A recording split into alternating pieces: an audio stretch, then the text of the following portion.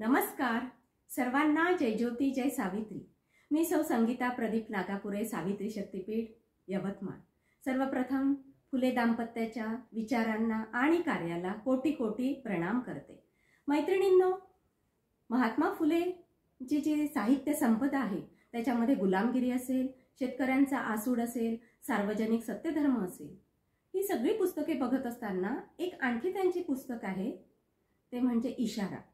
आणि ह्याच छोट्या इशारा पुस्तकाविषयी मी आज आपणास थोडक्यात माहिती सांगणार आहे। इशारा हे त्यांचे पुस्तक इसवी सन 1885 मध्ये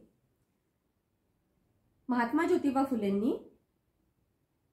ही एक पुस्तिका लिहिली आणि ती प्रसिद्ध सुद्धा झाली।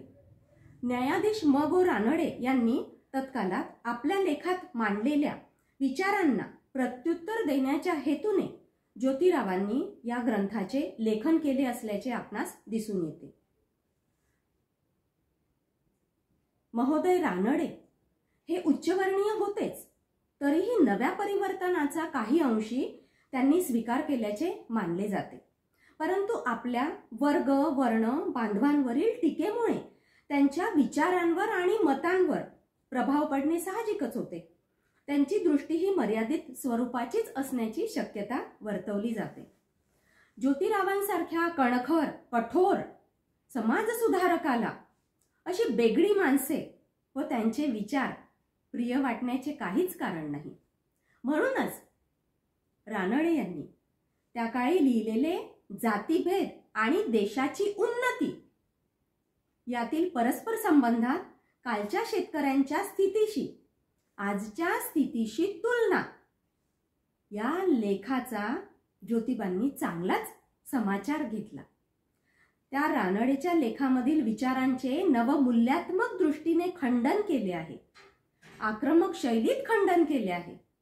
दारिद्र्यात खितपत पडलेल्या शेतकऱ्यांसाठी सौख्यदायक गोष्टी अपवादानेच घडल्याचे आपणास दिसून येते।